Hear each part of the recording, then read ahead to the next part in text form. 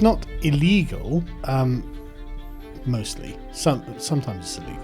So the reason that communism haunts liberalism is because they both operate on the same promise. Okay, but now you seem to be racially preferencing the couple of white people that live in a brown world. After 14 years of conservative governance, we can finally stop getting people to mutilate children. That's a wonderful step forward. Yeah. It's like, well, you're not earning as much as men. You don't work as many hours as men. You don't have as many elite positions as men. Look at you, you're inferior men. Get on with it. You need to beat the men. It's like, why? And so if Trump wins in 2024 and he has learned his lesson from the first time, then maybe he can actually effect a sea change within the institutions. The problem is that people's minds can be controlled by the media. Tony Blair never let in more than 500,000 people in 1 year. He wouldn't have dared. He wouldn't have had the balls. I think the religion is basically dead.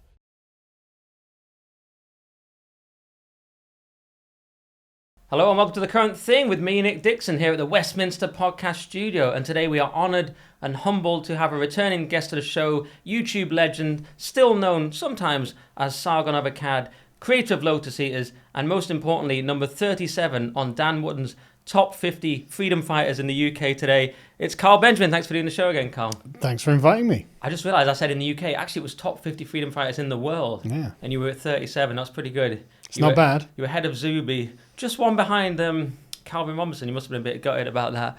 Oh yeah, I know. I haven't got over it, to be honest. But yeah. Well, thanks for coming back. You did our first ever episode, and we released it second, but it was the first ever episode, so thank you for that. And now you're back. We're in the studio, taking it to the next level. Not quite Lotus Eaters level, but we're getting there. And I've got loads of questions here on my little clipboard for you. So the one I wanted to kick off with, see what you think to this. There was as we record, NatCon just happened a few days ago in Brussels, and it was cancelled by some local mayor who got carried away and sent in the police. And it made me think something I wanted to ask you about, which is being conservative or on the right essentially illegal now, or virtually illegal? And isn't this kind of the whole project of Lotus Eaters and all these things we do, is just to try and find a way to get these ideas into the culture when they're not really allowed? Some examples would be NatCon, Sam Melia, whatever you think to him, further right, but he got 2 years in prison for stickers. Then you've got, GB News, which I don't even think is right wing, but it's under constant pressure. Then you have the phenomenon of you allegedly being reposted by the backer of GB News, Sir Paul Marshall, yet you're not really allowed on GB News as far as I can tell. I don't want to get myself sacked, but I notice you're not on there. Whereas we can have people from Novara Media just proving really that the Overton window is very far to the left. So what we think is the centre is actually the left. And then it extends weird. It's like a weird shaped window. It extends all the way out left, but it doesn't really go right at all. And all these things together made me think, is it essentially illegal to be on the right? Why is that? And will Starmer make it even worse? I mean, Starmer is definitely going to make it even worse. It's not illegal, mostly. Sometimes it's illegal. If you post something on social media that's right-wing, that could be illegal. But what it is a very tightly controlled box of liberal premises and a very narrow range of discussion within that. And so if you characterize things in a particular way that can be deemed as being a liberal, then that is unacceptable for the most part and possibly can be illegal. I mean, I think what happened with NatCon is just that, I don't know why they would want to hold it in Brussels for a start. It's like, isn't it like in the belly of the beast on purpose or something? Yeah, but what kind of response did you expect? Yeah. Sorry, it's the rules-based order of the rules are entirely designed to benefit themselves and to punish you. And so if you go and host your conference in Brussels, they will use state power against you, as they did, because the rules don't apply to you. It's basically repressive tolerance. Any amount of extreme left-wing conferences, communist conferences, could be held in Brussels with no police interference at all. But one centre-right Brexiteer conference, which is basically it, and the police are called in, and that should tell you everything you need to know about the Overton window on the continent. Was it the one mayor getting a bit carried away? Because he did the action equivalent of saying the quiet part out loud. He did the police part out loud. It's much better to oppress people in a subtle way like they normally do. He just went, no, we're just sending the police. And people are like, oh, that looks bad. Yes, we want that, but we don't do that. We secretly want that. Yeah. So actually, it was good PR for the NatCon people in the end. But then again, PR doesn't really matter. It only matters in a free society anyway. You know what I mean? It only matters in a circumstance where voting matters. Right. If you don't get to vote for the EU Commission, for example, then it Yes. doesn't matter at all. Yeah, that's a good point. Some people on this sort of online right said, well, these people are not really our people anyway. I mean, I see them as more as my people because I know quite a lot of them, and I was at the event last year in London. But some people said, well, these are just a different elite, Suella Braverman et al. Do you think that's true? Yeah, they are a different elite, and it would be better if they were in charge.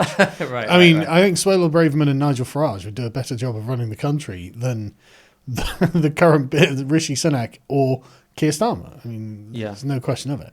If I'm right about this premise that it's, if not illegal, then, it's very difficult to be on the right. Does this stem back to the Second World War and the spectre of Hitler? Or is it the 60s, what our friend academic agent calls the boomer truth regime? Is it the 60s liberal hegemony?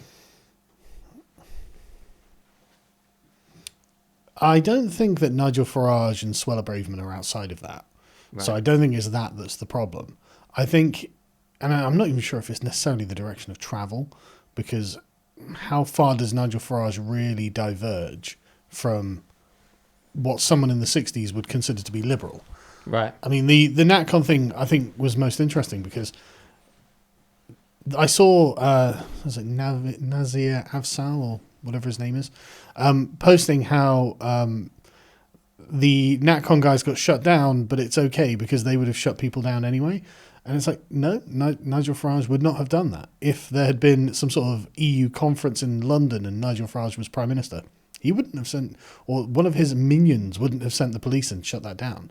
Because he genuinely believes in a kind of neutral state and the principle of free speech, but the EU obviously doesn't. And so we can just see, I mean, it's quite a useful thing to have had happen, because at least it should hopefully disabuse anyone of the notion that we're dealing with a fair, impartial, rules-based order.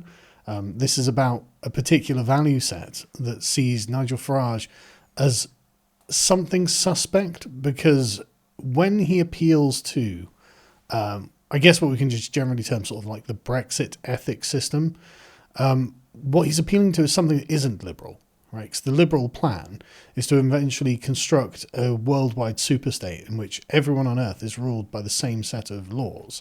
And so hypothetically has exactly the same set of civil rights, ends up with exactly the same potential opportunities, etc., etc.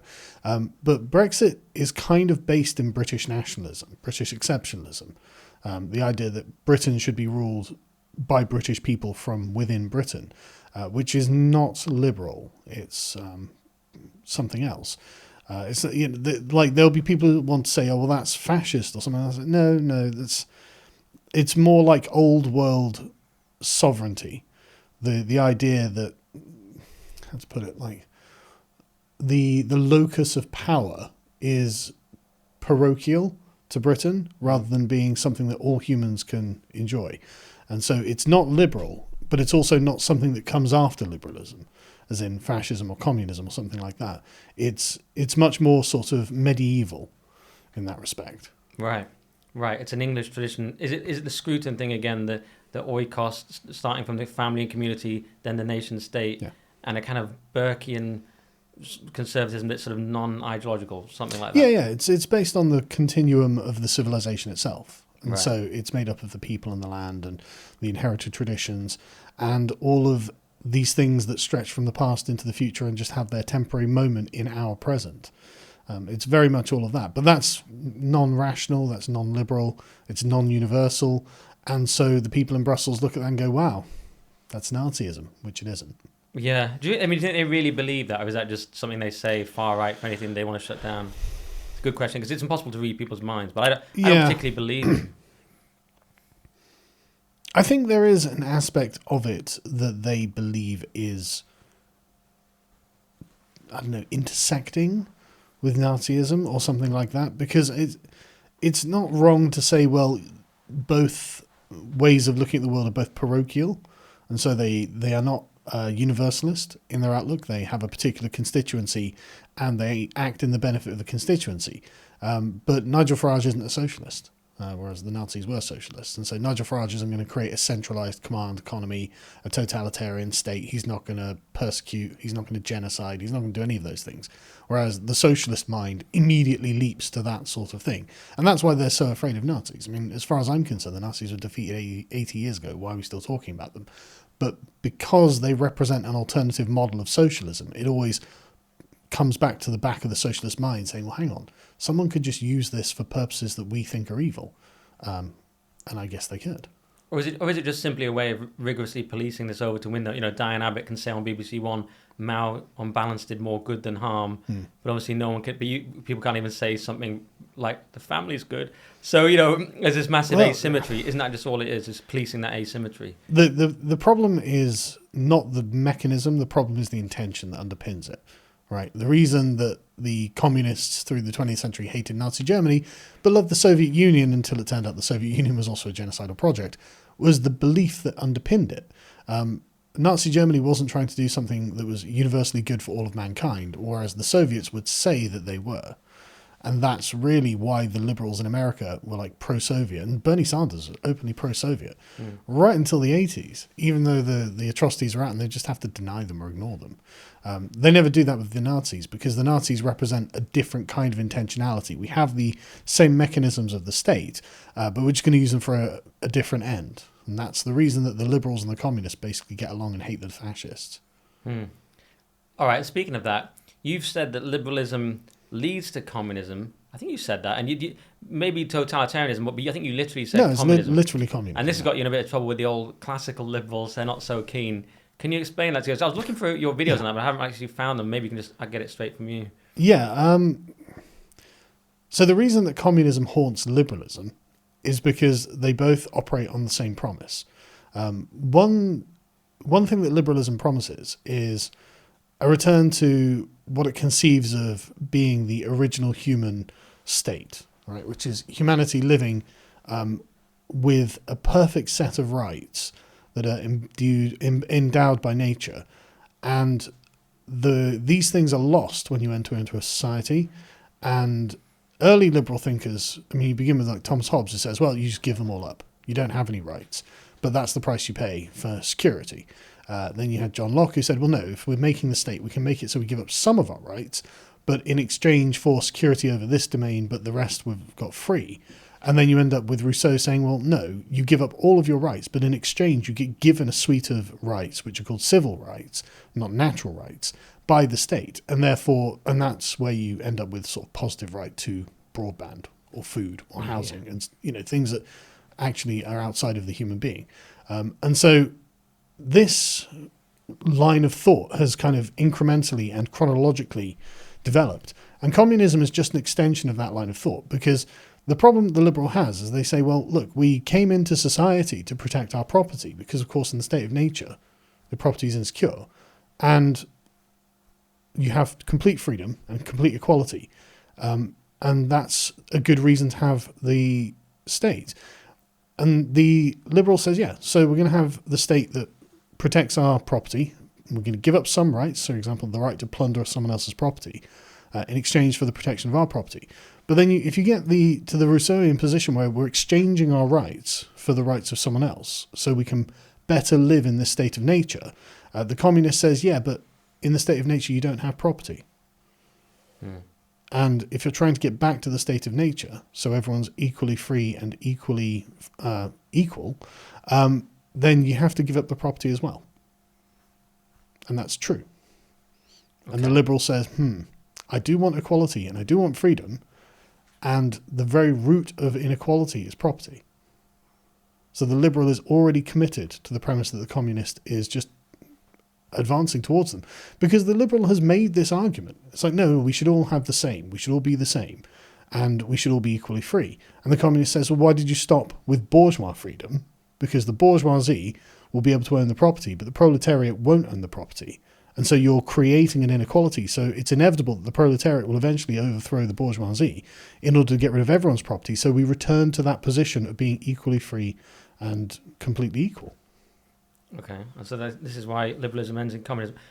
Has liberalism and liberals now sort of given up maybe I misunderstood, but have they given up the freedom part for the equality part? Aren't these two fundamentally at odds? Because if you have, because we're all supposed to want equality now, but actually that you force people, as you pretty much said, that you force people to equality doesn't exist. It's a myth. So you have to enforce it, and therefore that takes away the freedom part. And if you have freedom, you'll have inequality because some people are better at things, some people have more, etc. Just on a basic level. So is that the inherent tension there? Yeah, and the problem that liberalism has is in the thought experiment of the state of nature, it harmonizes the concepts of freedom and equality. So if you're on your own, living in the woods, you are maximally free and you're also maximally equal, because to become unequal, you'd have to be able to accumulate, because people are all basically the same. There's no significant difference in human capacity. And so without the ability to accumulate and form relationships in which you have like masters and servants, there is no inequality because it's just men running around the woods. Now, this position never existed. But once you create this idea, you have a position in which the tension that would normally exist between freedom and equality doesn't. They've abolished that. But the problem is you can't get back to that without also abolishing things that are good, such as property ownership. Mm-hmm. If you can accumulate, you won't be free. And as you said, if you're going to be equal, then there's no freedom to be had. So you're stuck in this position where liberalism is trying to achieve something that never existed and can't happen without us sacrificing all of the good things that we have. And the communists aren't challenging this premise at all. At no point does Karl Marx or Engels say, well, I think actually that was kind of nonsense, don't you? They go, no, that was exactly right, and you're not doing the job. You've betrayed the revolution, is their argument.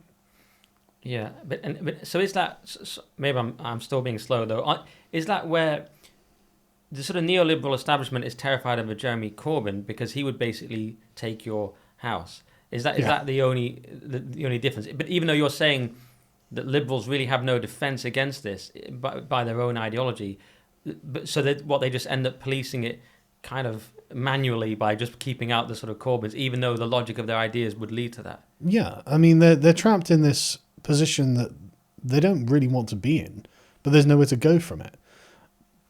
The reason that they're constantly having to deal with the far left, and the reason the far left is able to get into their spaces, is because they say, well, we just believe exactly what you believe. We just think the mechanism is different. Because the liberalism is the revolution of the bourgeoisie. It's the sort of upper middle class, right? The people who are capable, competent, who like meritocracy, the people who can accumulate property and want freedom and can actually put freedom to good use.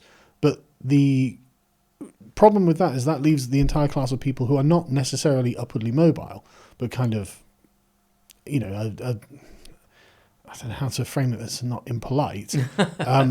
But liberalism appeals to people who are high achievers, whereas communism appeals to people who are low achievers or feel bad for the low achievers. And so it's very easy to find class traitors from among the bourgeoisie who are something like, well, what about those guys? But this is the problem with liberalism, and this is the eternal contradiction that it lives under. It's trying to create a world in which these two things are satisfied. And so it will give as much as it can to equality, but eventually it's got to come to a point where it's like, well, okay, we're not going to abolish property. But where else are you going? Yeah. And what about equity? Because people like, let's say, Andrew Doyle, or lots of my friends, the anti-woke liberal people, they're still liberal. They're not liberal in the American sense. They're still classical liberal in the English sense, roughly. And they would say, I'm against equity because that's equality of outcome, but I'm for equality of opportunity. Whereas when I look more deeply into it in my own little way, watching some videos, I realize equality itself is the problem. That's what puts you on the right, rather than being a liberal, is once you recognize actually there's no such thing as equality, or it's not desirable even, let's just get rid of that idea. That frees you up, but that puts you on the right. Whereas there seems to be this distinction between equality and equity, but is that a sort of illusory distinction? I mean, I feel that equity is a rather ill-defined concept in the modern world and is used as a way of slipping by arguments against equality. Because I mean, saying, well, I don't want equality of outcome, I want equality of opportunity. It's very easy to turn equality of opportunity into equality of outcome, because they say, okay, but that would require us to all start at position zero. Because if someone starts with a nice education in a fairly wealthy family, then you can tell that this is not equality of opportunity compared to some kid who grows up in a council estate to a single mother, Right? It's not equality of opportunity. So now you have to reduce that person to the lowest common denominator or raise that other person up. And so you've already arrived at the equality of outcome position in order for the next generation to have equality of opportunity. Right. So it's a kind of vicious circle that defeats itself. Yeah. And that's one thing that does seem to be receding is DEI. That seems to be sort of... Why do you think that's sort of falling apart? Is it just hitting the bottom line of shareholders and so on? Yeah, I think that's part of it. I think it's also being rebranded as Bridge. I'm not sure what it stands for. Really? Bridge is a new thing, is it? Yeah, sorry, I don't know. I don't know what it stands for, but I've seen that it's being rebranded. Yeah, it's definitely going. It's definitely hitting the bottom line. You saw what was it, the BlackRock CEO talking about this the other day. But the problem is they're morally compelled to do this. They're morally compelled to notice that some people are not equal in the access to resources that they have or recognition that they have. And so this means they feel they have to do something about it. They can't just stop because of, as you said, the commitment to equality. And if you abandon the commitment to equality, well, then now you're a right-winger. So yeah. But they might, if it really hit the bottom line. Yeah, J.P. Morgan's talked about it, BlackRock, loads of people like Bill Ackman, although he is sort of an outlier, but he is technically a Democrat. He's very against it. Obviously, Elon Musk is against it, but he's sort of on the other side, kind of. So Mark Cuban mounts this weird defense of it, and Jordan Peterson keeps dismantling him on X because his defense of it doesn't make any sense. It's basically indefensible. But it does seem to be falling apart. And on that note, sorry if you've already tackled this somewhere on your videos, but do you believe in a good old academic agent's point, which I discussed on a previous podcast at length about putting the woke away, i.e. the regime will take away things like DEI and they'll send us back to, as he calls it, back to Fresh Prince, back to the colorblind 90s liberalism by taking away some of the more egregious aspects of wokeness, even though they won't deal with the underlying problems, immigration and so on. Nothing will really change, but they'll at least take away some of the more absurd and obscene ideas like critical race theory at its worst and DEI. Well, they won't take them away. What they'll do is consolidate the gains that these things have made. So there won't be a rolling back of the agenda, although it may be halted in its advance until sufficient time has passed where it seems that the public is willing to accept whatever the thing that they're currently objecting to is that's causing the pain to the bottom line. And then the agenda will be rolled out again and it will continue, probably in a generation's time or something like that. Yeah, I know what you mean about consolidating gains. You might not mean exactly what I'm thinking, but I tend to think of things like the fact that we just used to be able to have endless, like 3 straight white men on a show or whatever it was. Or I was in comedy and there was a competition called So You Think You're Funny, and straight white men had won it for 20 odd years in a row. No one thought twice about it. But once you've lost that, once you have to have diversity on every panel, even on something like GB News, then it's very hard to go back because now you look like some sort of terrible racist, which actually just wasn't thought about at all. We're in a majority white country. Most people doing this particular pursuit are straight white men, so of course there's more of them. Now that's inherently evil. So to go back to it, you now have to make a specific gesture. It now looks like you're making a point rather than just being normal based on the population. And you see this most pronounced in Hollywood, Netflix and Amazon, where the majority of people in America are still white Anglo-Saxons, right? And so they're very aware that representation does matter. People like to see people who look like themselves on screen, and there are probably a whole other host of ancillary reasons that the main characters are still white. If you look at, say, the Fallout show, and this is just it's not something I care about personally, but you can see, but this is the problem because you can't make the argument that, well, the thing should be representative, right? So, I mean, if you look at the Fallout show, you've got the ghoul, which was a white man who's an actor, and then you've got the woman who's a vault dweller who's a white woman. But every other character, practically, is some person of colour. And so it starts to take on this very strange aspect where it's like, okay, but now you seem to be racially preferencing the couple of white people that live in a brown world. Why is that? Why are you focusing on the 2 white people in the brown world? Right. You know, and it's not Centering them, there's like white savior exactly. or something, yeah. Well, exactly, like as if they're special, and it's because they know that they have to have people who are mostly representative of the majority audience, but they also want. There's no argument not to just make every other character a person of color, right? So, well, why wouldn't we? We want diversity, equity, and representation, Right. and so they they flood the background characters with with diversity, and so it just takes on this very strange aspect of like these two white it's always like people. It's Ryan Gosling with like 6 non-binary black lesbian gender queer something. So it's like but we still got Gosling. We've got to get the money exactly, because they can't just make it so here's the queer non-binary black Muslim hijabi lesbian woman, because that represents such a small fragment of the audience that nobody's interested in the personal struggles of that person, because it doesn't really represent their own lives, right? And they can't really relate to that person. And so, yeah, it's exactly as you say there. It's like you've got Ryan Gosling and he's just out of place. And it's like, okay, now you don't belong to a group of people. You know, you just belong to the undifferentiated mass of people that are behind them. And if you did do it, they're like, all white people why have they made a Nazi movie? Well, that's the thing. You would have to make a moral argument as to no, it's right to have the person coming from a group of white people, because otherwise, how did Ryan Gosling even turn up as a white guy when everyone around, if you were going to like his parents a generation before in this setting must have existed, and they were the two white people like, right, I need to find the other white person. He's an have albino. a baby. It's like a freak. Yeah, exactly. It's like why wouldn't he be mixed race at the very least? You know? Yeah, and they'd have to make a movie where it's all baddies. You remember, like, the English white baddie is a trope. They all have to be. That's the only way to get all the white Empire people. in Star Wars. Yeah. The only other film I recently watched, Boys in the Boat, which was they were nearly all white. It was a true story. That's the thing, it was a true story. Oh wow, yeah. In the 30s in Seattle, and they were poor white kids in the Depression, but they were white, so it was hard to. They could have done the Anne Boleyn thing, but they didn't, and it was such a deliberate throwback movie. It's like a 3-star movie, but it was like it's a kind of movie made in the 90s a lot, kind of, that nice music at the start, and we're young men just trying to, make it in the world, kind of a nice vibe, but it was almost to a fault. I was like, oh, it's interesting. This is an attempt to make an old-style movie. It became a bit of a meme on the right briefly on Twitter, because it was like, we haven't seen it. But anyway, that was all white kids, but it was very rare, and it was like, oh, it was like a pointed thing that they were doing, not a white movie, but a wholesome non-woke movie. But the problem they have is the lack of verisimilitude, right? Because white people come from a community of white people, which is why their children ended up being white. And so, like I said, the Ryan Gosling comes out of, or the woman coming out of the vault full of diverse people. It's like, okay, but how did she come to exist?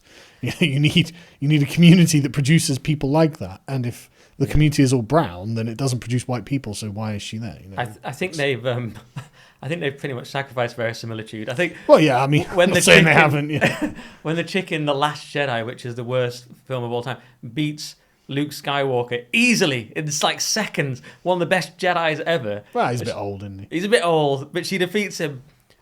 I mean, Obi-Wan was old, Yoda was old. She defeats him like instant. It's not even close. It's not like, remember Vader in Empire Strikes Back and Luke, it's close, and actually Luke gets spanked. But it's like, it's not even close. She just defeats him effortlessly. I'm like, guys. Anyway, but I've heard you get wound up about. I'm always having this argument with Toby Young about.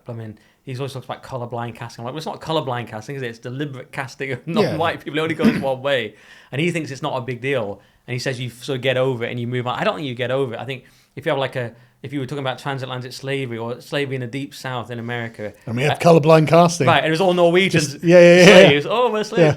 Yeah.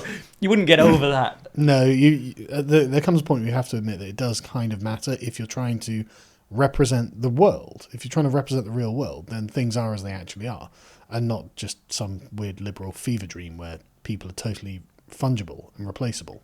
But what you've made clear as well is it also matters in things like Tolkien, where, why does it matter? Why can't Aragorn be something else? And you're always like, well, you can't drive a Ferrari through the orcs either. Yeah. Right? Yeah. I think you said if he turned up with an AK and started gunning them down, you'd be like, okay, well, what am I watching? The world has to make sense on its own terms. And it's coming to the point where the worlds are increasingly failing to make sense on their own terms, but because we've got to be politically correct about it. And like I said, I don't really care about the casting of movies or anything. No. But the left has made such a big deal about this that it's okay, well, now I'm just going to point out that you're worlds look kind of absurd. Right. And I'm asking you now, why are you focusing on the white characters when you've got a plethora of trans women of colour in the background to choose from? Why not choose one of those as the main characters? And the Amazon executive starts sweating. Yeah, we didn't care, but now you've gone on about it. We're going to make a mock-up poster of Martin Luther King as a white person. Yeah, it's Ryan Gosling. yeah, I've seen that. Yeah. And what about, you say that they've just consolidated their gains with wokeness, but are any of these wins genuine? Like, for example, the cast review, as we record, has just come out. The final cast review pretty much says, I'm going to paraphrase, you're all monsters. Why were you mutilating children? Stop it. That's my paraphrase. And it is actually quite a significant victory. And now all kinds of people are coming out of the woodwork, Victoria Atkins, various politicians, and saying, yeah, this is awful. Obviously, there's been people like J.K. Rowling the whole time. It is actually a kind of a victory. But do you take any solace from any of these victories, or do you just, or not? Well, I mean, obviously it's good if after 14 years of conservative governance, we can finally stop getting people to mutilate children. That's a wonderful step forward. Yeah. And as a father, I am worried about that sort of thing being normalised. But I don't think it's going to have much impact on the trajectory of the philosophy itself. Right. Being hemmed in by reality is just, I think, a delay for these people. I think they'll continue to bang the drum, move through the institutions, and make these things happen in the future in some way. They'll find some way, I think, because they're morally compelled to do so, because they're convinced that this is true and real, and to be on the other side of it makes you a bad person. Like, we're at the point now where to have a single-sex space makes you a bad person, but to have a mixed-sex space makes you a good person. This is why J.K. Rowling is the monster of the left at the moment, because she's like, well, hang on a second, guys. Shouldn't we just have female-only spaces? And they're like, no, you're the worst person who's ever lived. You're literally like literary Hitler. And it's like, I don't think that's actually... I mean, I just got such a completely different view on morality that's just the most preposterous thing in the world. But this... And this is why we see them trying to take any single-sex space and make it, at the very least, a mixed-sex space. Even the Garrett Club, the final men's-only space. Yeah. It's like, no, there have to be women there. Why? Why do they have to be? Well, otherwise you're a bad person, that's why. I know. And it literally just comes down to a stupid maxim like that. And it's like, okay, but I just don't agree with that. And I think you guys are bonkers. So it's so weird, isn't it? Like my weekly five-a-side football game, there's no women. We didn't sit around to discuss it. It's just obvious that a load of sort of blokes playing football, there wouldn't really be women there. It'd be really weird. And even if they were better than us at football, like, which they could well be, because we're getting on a bit, but like they just wouldn't be there. We wouldn't want to tackle them. I don't know, it just wouldn't come up. But it's not a man's-only five-a-side football game. There's just spaces that are obviously that men want to get together with other men. No homo. And there are obviously spaces for women. It's just obvious if you're not completely insane.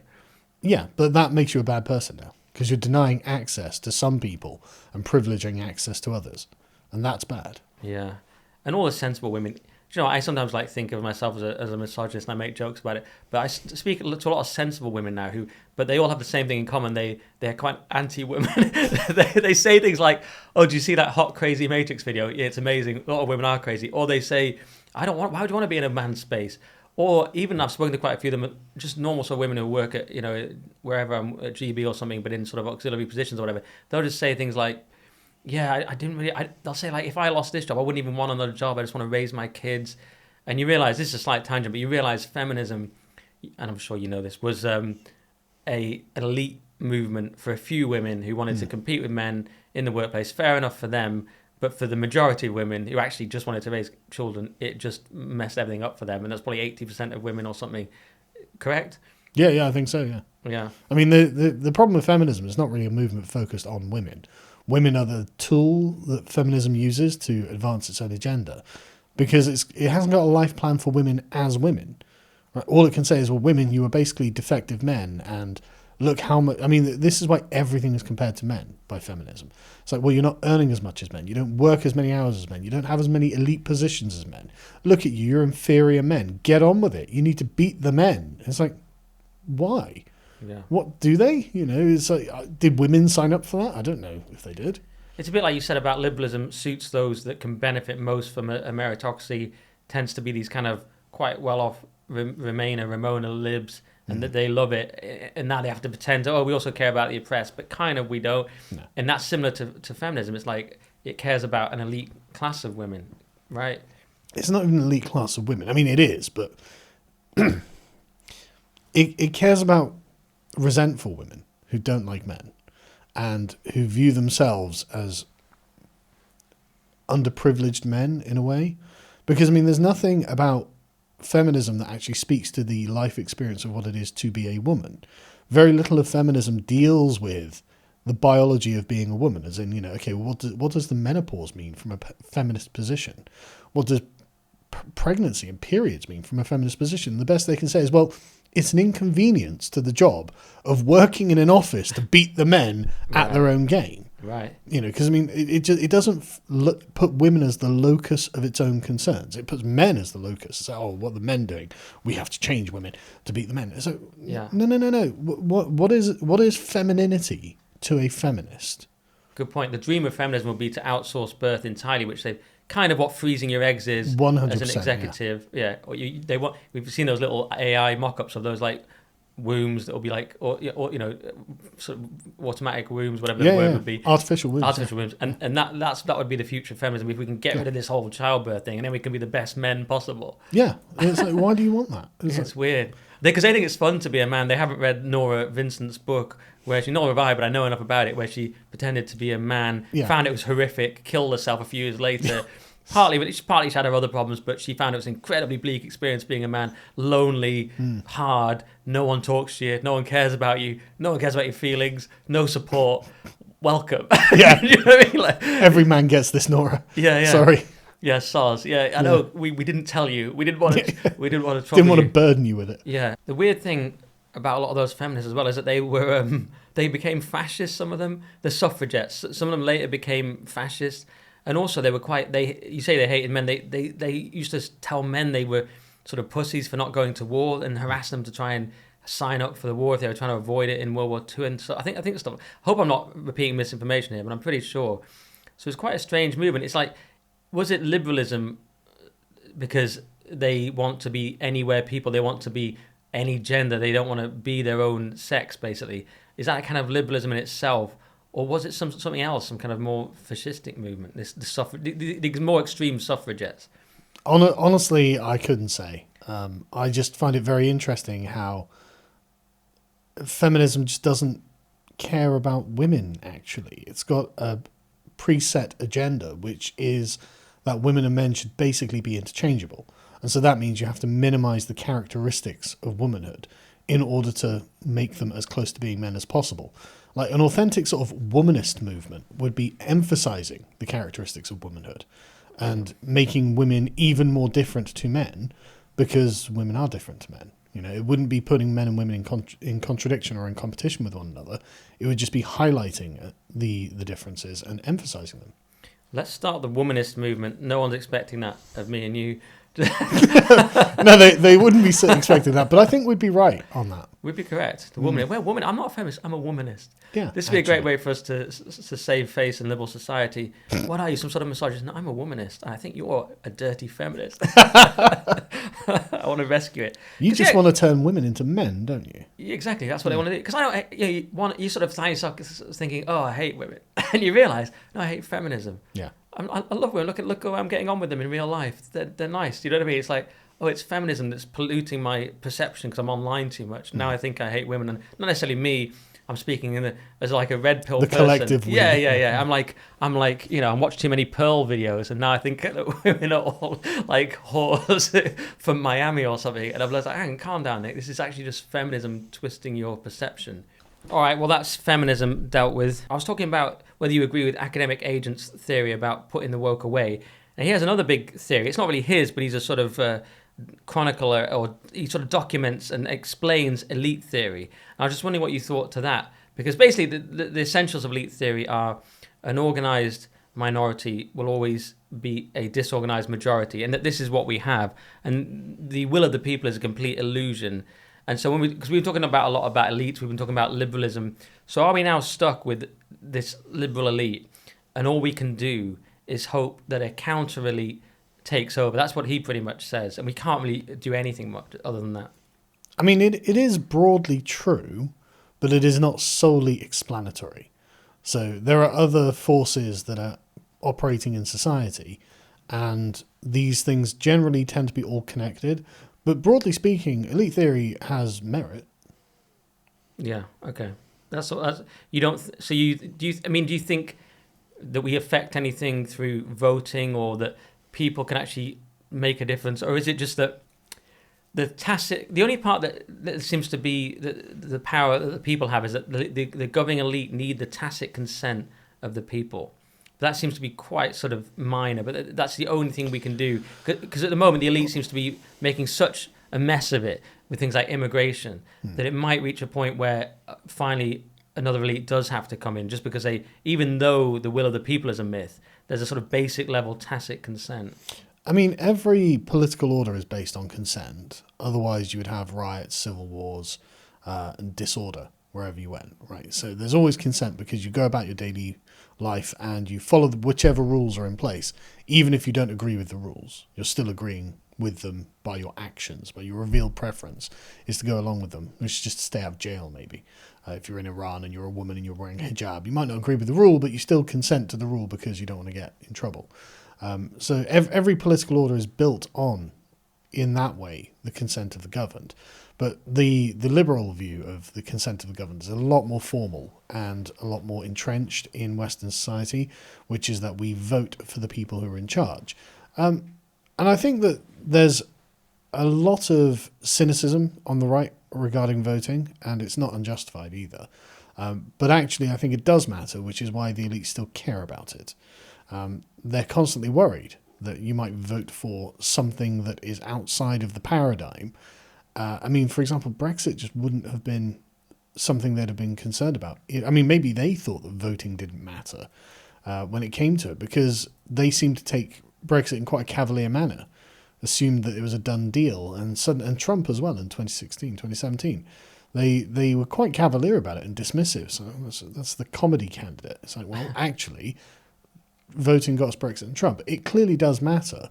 The problem is when it's representative in the way that we have it, that it's very difficult to get people to change their voting habits. So at the moment, we've got, and people are right to call it the uniparty, because the difference between the Conservatives and Labour is just time.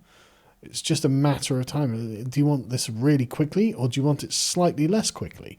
And they're not promising any substantive difference between them.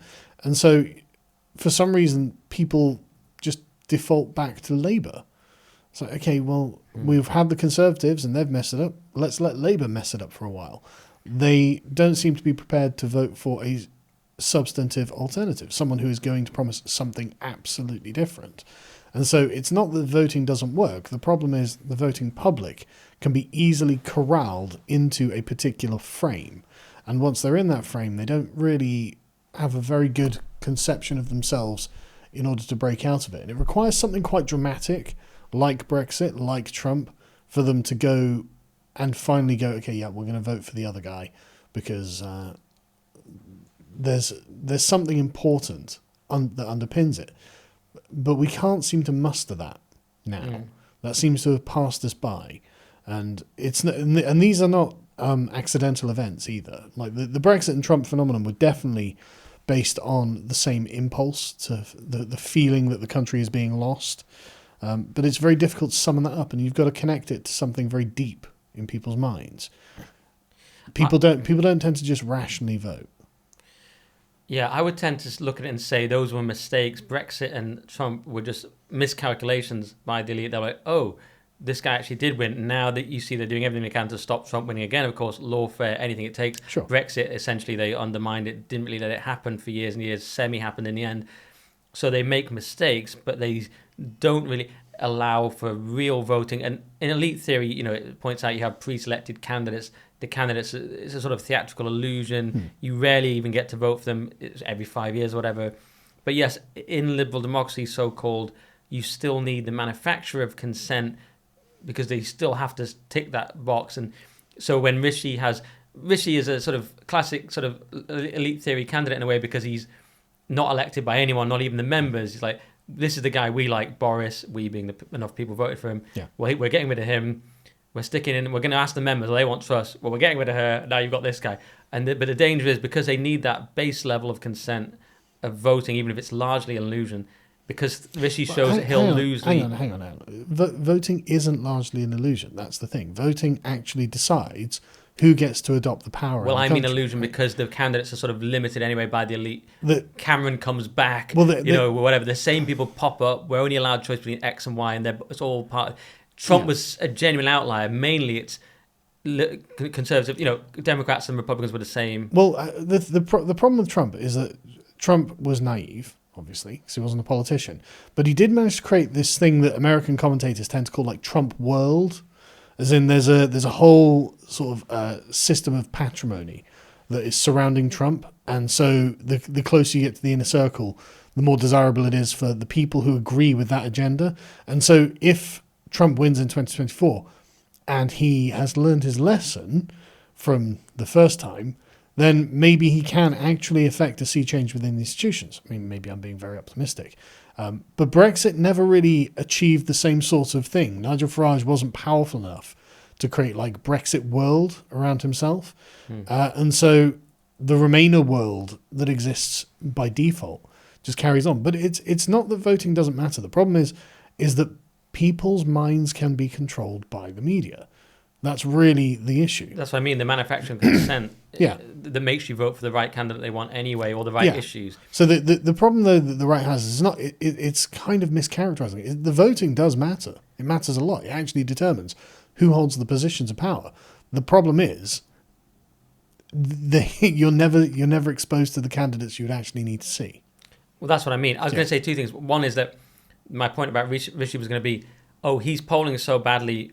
Now we're actually in trouble because we still need that day where the people put the tick in. So we still need a candidate they will vote for, but we don't get the candidates we want, and we very rarely get to go through this voting ritual. That's what I'm saying. So yes, occasionally there is a candidate seems to be genuinely from the outside, like Trump, like Farage, but he's been kept out so brilliantly in a sort of diabolical sense by our system. We don't even get to vote for Farage, which is absurd. Or if we do, he doesn't get any seats. That's the absurdity of our system, of course. But I don't know. If do you want proportional representation? I mean, yeah. Yeah. Like the reason that Europe's going far right at the moment is because they get proportional representation. They're also attempting to keep out the IFD, though, aren't they? Just by, I'm not sure what the latest is, but they just sort of wanted to just ban them. Yeah, they haven't done it because the AFD, I think, are about 25% in the polls at the moment. So they're massively popular at this point. Right. And especially in a proportional representation system. And then I noticed Wilders, they got rid of him as leader. I don't know if that was pure like party politics, infighting, or if that was also, I don't know who was behind that, but he sort of won but wasn't allowed to lead in Holland in the end. Yeah, I believe, and correct me if I'm wrong, that the parties that would have gone into coalition had to unanimously agree that he would become the Prime Minister, and one of them didn't. Yes. So he couldn't. But he still won the largest share. So yeah, it's interesting. So you believe in elite theory to an extent, but yeah, no, there is definitely an explanatory power. I mean, it does require elites to be in charge. The average, the common mass of Brexit voters are never going to be the people behind actually instituting like a Brexit agenda or anything like that. It requires sympathetic elites who have the competency, the education, and the opportunity to enter into those positions. So it's totally true that this minority of people will end up taking on the reins of whatever position they're going to be moving into. So that is true, but the problem that I find that the online right has with elite theory is that they view that as the sole explanatory mechanism of things. And Brexit just really can't be explained through elite theory because all of the elites are against Brexit. And so the nature of the referendum does have deciding power in that. I mean, I'm not saying that Brexit's been done well or completed or anything like that, but you can see that there are forces in the system pushing and pulling against each other. And Brexit was a populist force. It just failed to have a sufficiently influential cadre of elites to be able to implement the agenda itself. Okay. Yeah. And there was perhaps a naivety about the Leave campaign. We could just win Brexit and then it would be done. But of course, absolutely. That was actually the beginning. That wasn't the end. 100%. And like the kind of innocence of thinking, well, now the neutral, like especially with Trump, the neutral institutions will just do as they're told. No, they won't. But sorry to press the point, but couldn't this be seen as just a counter elite? Elite theory allows that a counter elite can come in if the if the current elite sufficiently balls it up. So I think you just said it, but isn't Brexit just a counter elite attempting to to supplant the original elite, whether it's Dominic Cummings, whether it's Farage, and there's the competition within that. But it's a new elite, which is perhaps Cummings, perhaps Farage, perhaps someone else trying to come in, but they failed to do it. They thought they'd won. Isn't that all it is? No, because and the vote even itself, I mean, it wasn't that just told, hey, you want to vote on this? We weren't necessarily asking for it. People within the Conservative Party were asking for it, within the right. Was the average person asking for it? I think they were. I mean, there's a reason that UKIP was getting millions of votes and increasing their vote share. I mean, they failed in 2015 to get any particular traction. Well, I mean, they got a couple. Didn't they get like one, two MPs? They got Douglas Carswell. Was it just Carswell? Was it? I think so. But the point is, the Conservatives at that point could see the writing on the wall. They could see, right, this is an issue whose time has come, and if anything, it seems to be growing in momentum.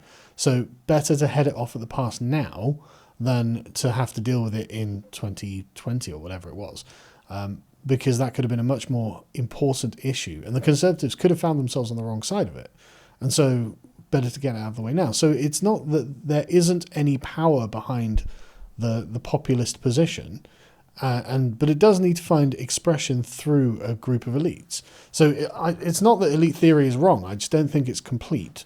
Okay. You said somewhere there that the difference between Labour and Tories is just time, reminding me of Michael Malice's phrase, the right is just the left doing the speed limit or something like that. Yeah. I hope that I got that right, but something like that. One challenge to that might be the idea that actually Labour is going to be so bad with things like euthanasia, for example, that's one that worries me. I did a segment about it on Lotus Eaters. You look at Canada, 13,500 people killed in 2022. It was over 4% of the deaths that year. You look at the things they were being killed for. A 41-year-old woman with fibromyalgia, when questioned, turns out she was actually just poor. She just said fibromyalgia. She didn't want to admit that she was just poor. They killed her because she was poor. They didn't, with her citing fibromyalgia. An autistic man, younger than that, I think in about 30 or something, bullied, unhappy, euthanized. This is what's coming. It's going to be absolutely horrific. And lots of people want it. And Starmer loves it. He's obsessed with assisted dying. Yeah. Matthew Paris wrote a real mask-off article saying, really, we need to start killing the old people. And it actually needs to be a social taboo that they're sticking around. And they need to feel that. It's unbelievable, the piece. He basically says at the end, it needs to become a taboo and they need to feel pressure. I'm not making this up. It's right. I believe you. Paragraph. It's just shocking. Right, because Toby was disagreeing with me, and then he goes, no, it doesn't say that. And I said, read the last paragraph, and he'd like pasted in, not the full thing. He went, oh, he changed his whole view. He's like, I see. Yes, it's so bad. It basically says that in future there needs to be a kind of social pressure on old people to kind of off themselves when they're lingering too much. It's unbelievable. And then a guy, an insurance guy in Belgium, has said even further. He's just said, really, yeah, we can't afford all these old people. It should become the norm. This is what's coming, a horrific dystopia. Now, which leads me to my question. Actually, is that the case? With issues like euthanasia, does there actually become a difference, a meaningful difference between Labour and the Tories?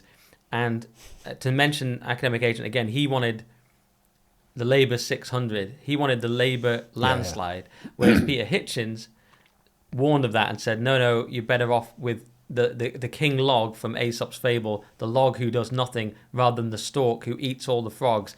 And then they're like, give us back the log because it didn't do anything, i.e. a useless ruler, meaning the Tories, rather than an actively malevolent one. And Paul Godfrey, I've got it here actually, countered Nima Parvini, Academic Agent's point, where he said he once believed that as well. And he had an argument with a guy called Murray Rothbard, the libertarian. And he said, surely we want to just obliterate the system, which is Nima's argument. If Labour win by such a ridiculous majority, Tony Blair apparently in 97 was worried about winning by too much because it would illegitimize the whole system and destroy the whole two-party system.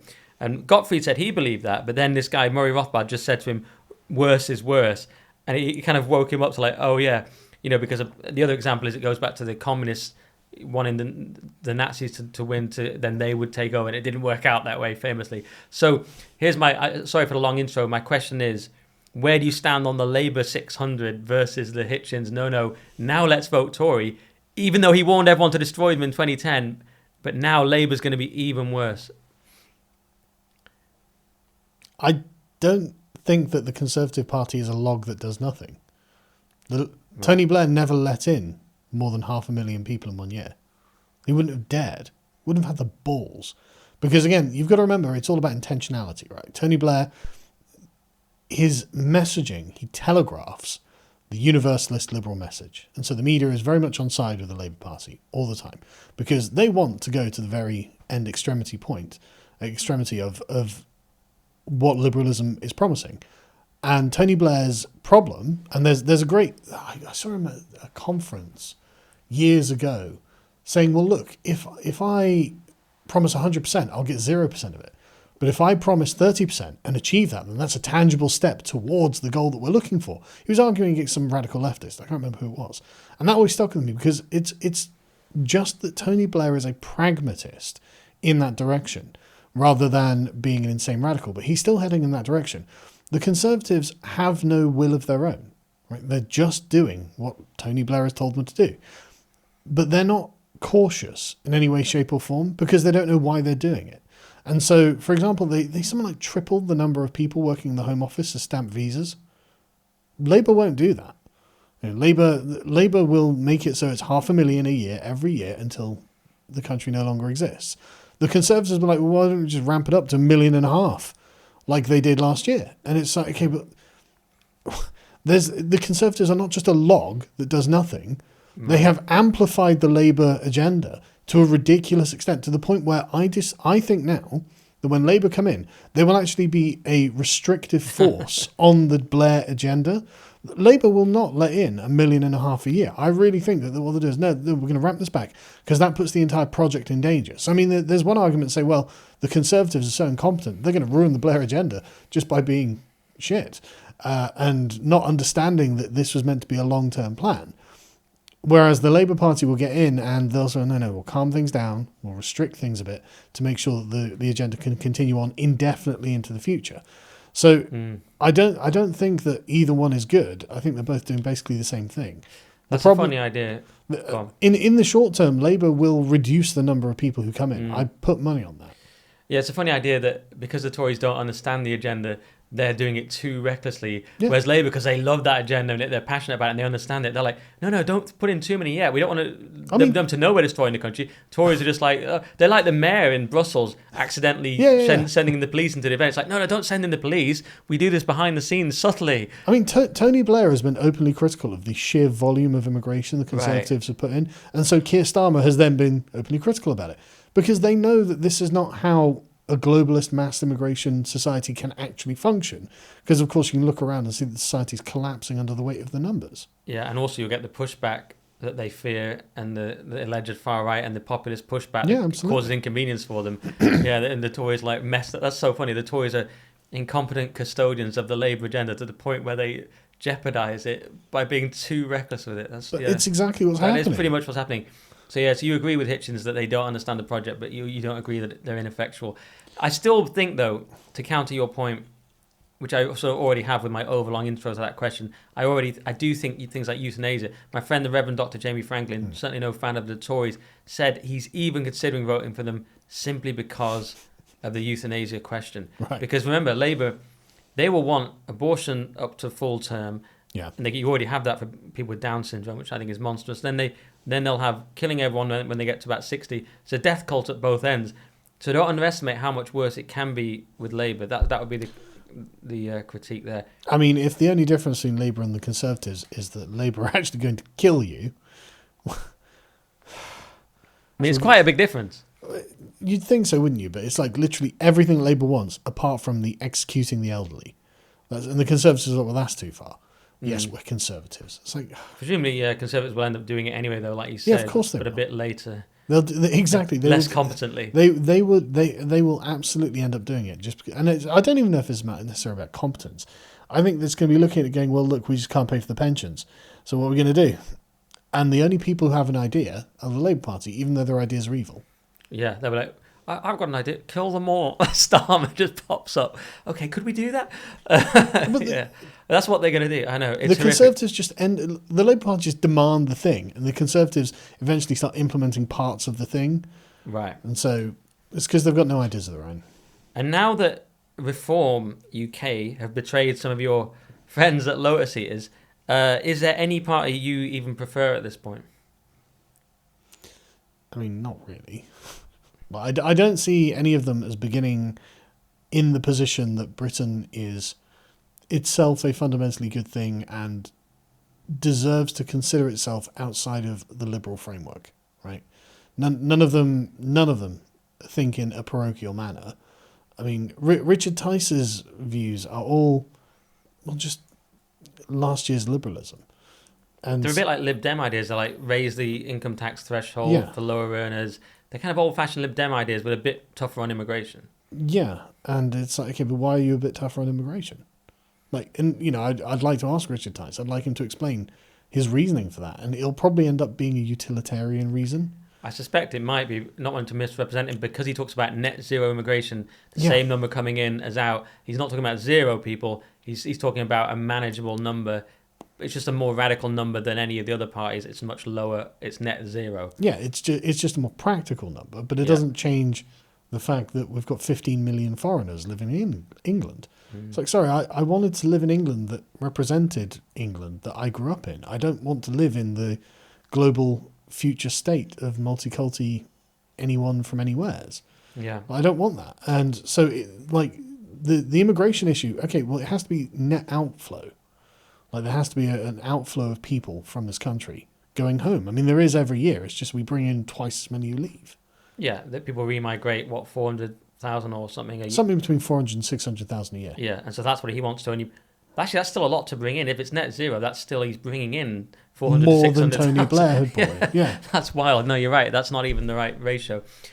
But maybe it's the best we can hope for in terms of, it's like Elon Musk. And when I said the other day we could do worse than the cringe libertarian dad, whatever I said, because it was him and Millet looking really cringe. But I thought, okay, Millet and Musk, they want immigration still. They don't care about that issue. They want skilled immigration and so on. Yeah. But they'll be a heck of a lot better than what we have. There'll be a kind of back to Fresh Prince vibe about them. Yeah, it would definitely be better than the future we're looking at. Yeah. All right, that is party politics. I have one more question really to ask you, or area, because I have to ask you this, unfortunately, for both of us, which is that on atheism, yes. So I always ask you about this, and you always beat me in the argument, but you recently did a video on Richard Dawkins, which I watched because I was really interested in Dawkins' comments on cultural Christianity. I think I've actually got them because I was asking someone else about it. He said this weird thing that he was happy, basically, that Christianity has gone down. He said it's truth that statistically the number of people who actually believe in Christianity is going down, and I'm happy with that. But I would not be happy if, for example, we lost all our cathedrals and our beautiful parish churches. So I count myself a cultural Christian.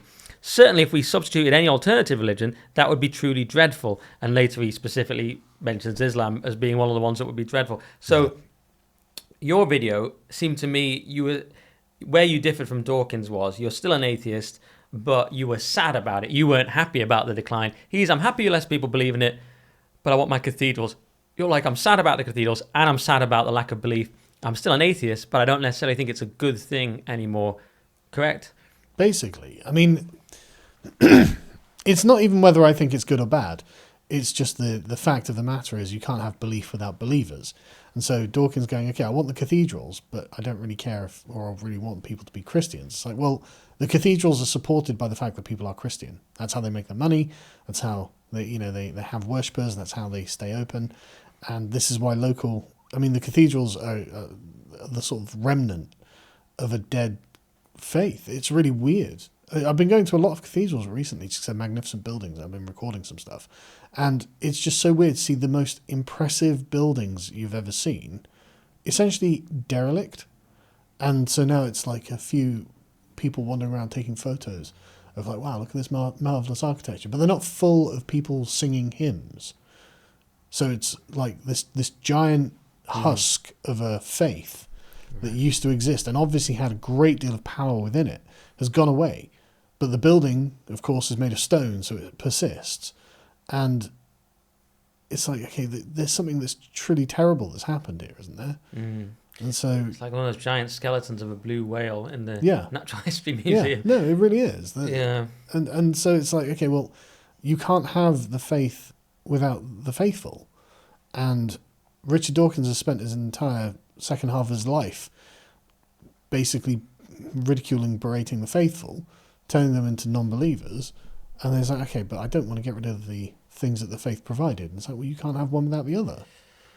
And you've started to actually attack people who do that, like John Cleese, and really you're saying, can you all stop trying to destroy Christianity, even though you're still an atheist yourself? Yeah. And I'm going to challenge you on two little things. This is where I always lose. One is that you say there's a fundamental imbalance in belief between Islam and the Christian West, correct? You use the phrase fundamental. Is that what you meant? Yeah, absolutely. Yeah.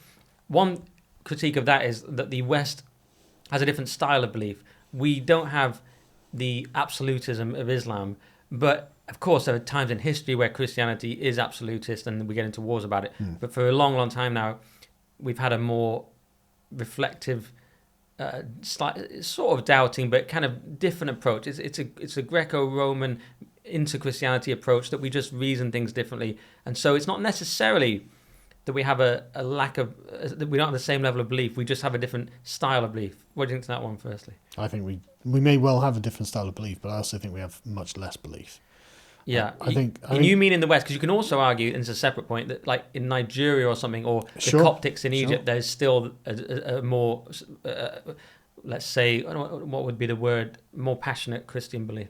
Yeah, no, absolutely, more sincere, more full, more passionate. There definitely are areas of the world where they don't have the problem that the West has, but even the Christians, even like the bishops and things like that, just don't really seem to believe in Christianity. Everything is second order at best, whereas in Muslim countries it's very much first order. It's the primacy of mind is Islam and belief in their faith, whereas for us it's a secondary or third tertiary consideration, and most people don't really, I mean, no, it's about half and half now.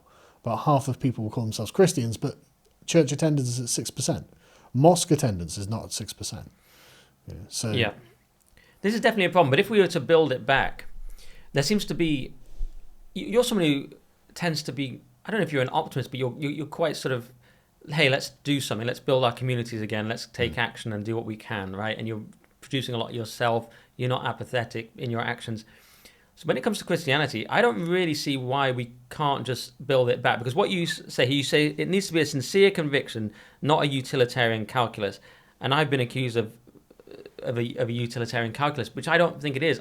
My claim is that Christian belief was rarely a kind of evangelical rapture. It might have been for some people, it might have been St. Paul converting, but for a lot of people it was probably, yeah, I basically believe it, or to different degrees, or you could grill the average person about the resurrection, they might not have a strong opinion on it.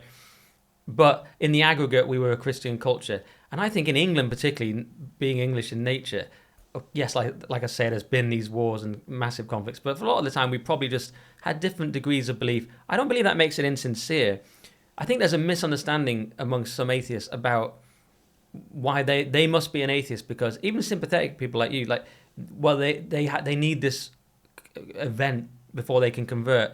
Why can't a sincere conviction be a reasoned process like Peter Hitchens went through when he reasoned, for example, he'd rather live in a world where his actions have meaning, or Lewis's reasoning process, which was a different one, but he came back to Christianity having been a fairly arrogant atheist, even dabbling with satanic magical stuff. He was very atheistic, then he came back to Christianity. So why can't it be a reasoning process that many of us start to go through, where we end up and go, hang on, throughout history, smart people have wrestled with this. It's not a linear progression towards atheism. Smart people have always wrestled with this cyclically. This could come back if we all start looking into it again, because it's not going to drop on us from the sky necessarily. We might need to look into it, like you look into, do I believe in liberalism still? The more you study it and you come to it and you go, oh, there's historical evidence for this, or there's the Big Bang Theory is suspect, or whatever gets you there. That doesn't make it not a sincere conviction just because it's been arrived at in that way, and not everyone's rapturous in the street preaching.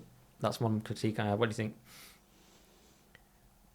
I think the problem is that the impulse comes from something outside of the religion itself, right? As in, you're like, okay, the world's falling apart, people are acting in immoral ways. Maybe we need to go back to God. Or, I don't believe the Big Bang or whatever it is. Maybe we need to go back to God. But that's a kind of consolation prize. Like, that's not the very front of your mind.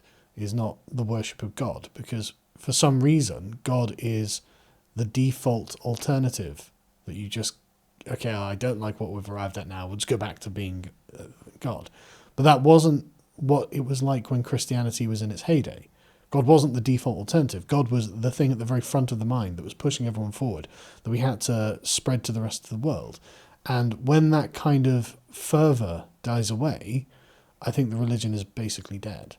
And whatever, like the new fervour now is social justice. It's about equality. It's about, sameness. It's about representation. You can see the crusading spirit manifesting in the left. Like 1,000 years ago, these people would have been leading the Crusades. They would have been marching on their way to Jerusalem, right? But now they're not. Now they're trying to make sure that, God forbid, there's a white person on my television or something like this. And so the thing that they do is their real religion. The thing that is in the very forefront of their thoughts is what they truly believe. Mm-hmm. And so having the default alternative of God being like, well, that didn't work, I guess I'm just going to force myself to go to church. You would be at church all the time if you truly believed. You wouldn't even think about it. You'd be like, God, I can't wait to get to church. This is going to be amazing. Because that would be the thing that genuinely captivated you. That's why. And that's what I mean with a sincere lack of belief. Like, I'm sure there are a lot of Muslims who are like, I don't like going to mosque. But clearly there are lots of them who do like going to the mosque. This is clearly something important to them. And it's just not important to you in the same way. And to Westerners generally in the same way. And this is something I think that can't really be artificially reasoned into. So I'm skeptical it was ever like that. Not ever. Maybe it was in the medieval period or something. I suppose perhaps you're just talking about it was a long kind of decline. But I'm sure for many, many generations it was a kind of English, somewhat, what's the word? Somewhat conflicted or just muted, English approach to it. When that zealotry died out, we were still a Christian culture for a long, long time. And if you grilled the average person, I'm not sure they'd have had perfect answers on all of it, but they just would have called themselves Christian. Yeah, and that was no. important. You don't need to know anything about the scripture, right? You don't need to know anything about that, but you just have to have that as the true belief of the thing that you're doing, and not just something you do because you feel that you should do it, right? And this is the thing. Like these people genuinely thought that they had to praise God. They really thought that. I mean, the cathedrals, you go around, it's like this cathedral was built for the worship of the Lord. It's like you're never going to build anything for the worship of the Lord. Your utilitarian Christianity is never going to build anything for the worship of the Lord, because it's not the driving principle that makes you do things. And that's the problem. Yeah, I'm sure in a certain... I need to read things like A Secular Age, but it's like 40 hours of audiobook. But it's I'm sure we were steeped in it in a different way in the past, of course, in the sort of scientism age, whatever. It's to have an explanation outside of God that doesn't require God that I think is the problem as well. Because these people used God as the explanatory force for why things were happening. So it's like, okay, well, we want to praise God for the good things that we have. And you can sit there and go, yeah, but I have food on my table because some guy grew it out of the ground. And I can go and look up the mechanism of how the plants grow in the ground and why all of this happens, and we know too much. And so I don't think we're going to recover that kind of sincere belief. And I'm not saying my belief is entirely based on that, by the way, either, because I told you about my dream and stuff last time, and you said that was more persuasive. But I'm not. Yeah, it's saying it came to you in a dream is way more persuasive. It's more persuasive, but it's totally subjective, and I'm making a different case and failing again. But this is why I need to get you to debate with someone like Reverend Dr. Jamie Franklin, because I don't have enough knowledge to beat you. But it's not about beating you. But is it that different from conservatism? Conservatism is useless, and we have to reason our way into it. No one cares. The dogma that you've elucidated is the one that is triumphant, the woke, whatever we call it. Yeah. So is it that different from our kind of futile struggle to get these ideas back on the table? Well, I mean, I wouldn't try and save conservatism. What's the point? What would you be saving? And saving. But you're doing something, aren't you? You're making Lotus. You're making content every day, so you're doing something. It must suggest there's something within you that thinks something is worth doing along these lines. I don't know exactly how you define it. Well, yeah, but you're not just chilling out and taking drugs. Well, yeah, obviously. No, There are different ways of looking at the world, and I have what I would say is just a traditionalist way of looking at the world. And within this paradigm, you've got things that you can and should be doing, and so that's what I do on my daily basis. I try to make the world around me a bit better, increment by increment, in ways that I judge to be better, not by some abstract standard that I then judge the rest of the world to be. And so it's a different way of doing things, and it's the way that things had always been done until about the 18th century. It seems to be working all right. But why are you doing it in an overtly political sphere rather than, say, just being a good guy in your community who has a normal job or something? Because the world is very politicized at this point, and it seems to be that without this kind of conscious understanding of yourself as opposed to the politics of liberalism, that liberalism is able to get into anything that it wants. I mean, there's a reason that the Pope doesn't really seem to be a Catholic at this point. Okay. Well, I tried once again to... I didn't try to not make you an atheist. I've given up on that, but I just tried to it's not that I want to be an atheist. No, I just don't want to be insincere in my beliefs. No, exactly. In my convictions. Which is good. We don't want insincerity, and I would never be insincere. I mean, that's pretty much most of my questions. There's something... Alex mentioned that you're into something to do with Clockwork, but I don't know what he was on about, so I didn't know what that meant. Does that make any sense to you? Yeah, I think it's the Clockwork universe that killed God. Really? Can you explain that? Very briefly. Literally all of the Enlightenment thinkers of the sort of 18th, 17th and 18th centuries realized that the universe was actually like mechanical. But the problem with that is if you have a mechanical universe, suddenly God isn't the one pulling the strings. Actually, it's just matter operating on matter like clockwork. And then God just is relegated further and further and further away in your thoughts because he's not the author of the things that actually happen around you. And that's not good.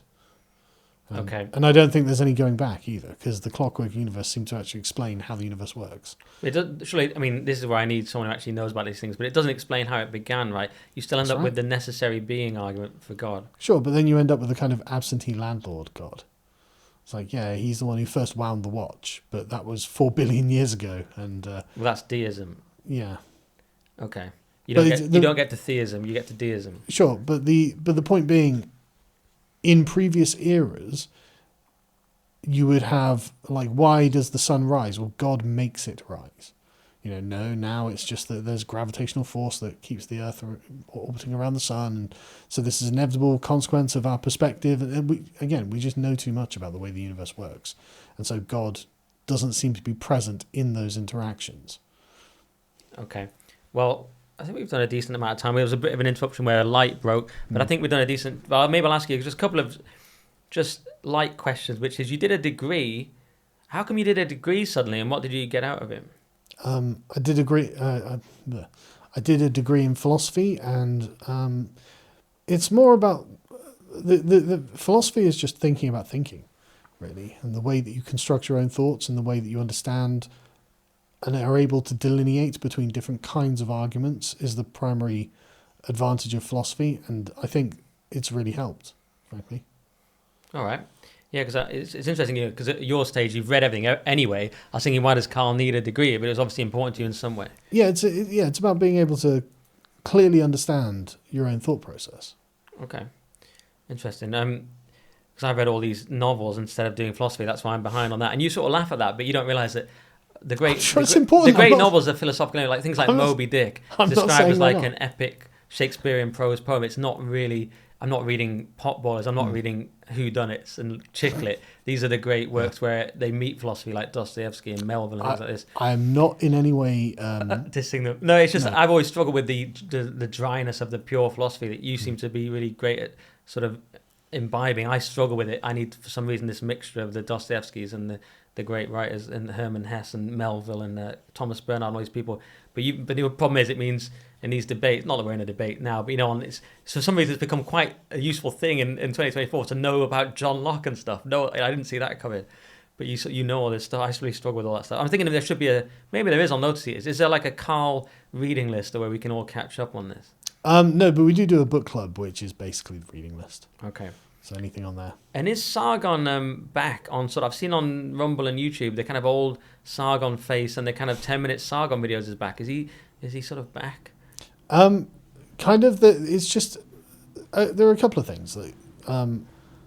One, I'm just tired of seeing the channel die. Because when you don't upload to it, people just like, okay, well, I guess he just doesn't use this, I'll unsubscribe. And to get people to subscribe to your channel, you have to upload to it regularly. So I was like, I think I want to get the 1 million eventually. And so I'll just start uploading these 10-minute thoughts to it. And it's just a good place for things that I don't have an appropriate venue for otherwise. And the videos don't take much to make. I just write a 2 or 3 page script and then have it done in about an hour. So it's not like a major thing, but it's just like, yeah, I'm just kind of sick of letting it die. It's quite cool to see it back, and I wonder as well if Rumble could be a way to bring it back where, you got presumably demonetized on YouTube or you were flagged or whatever it is.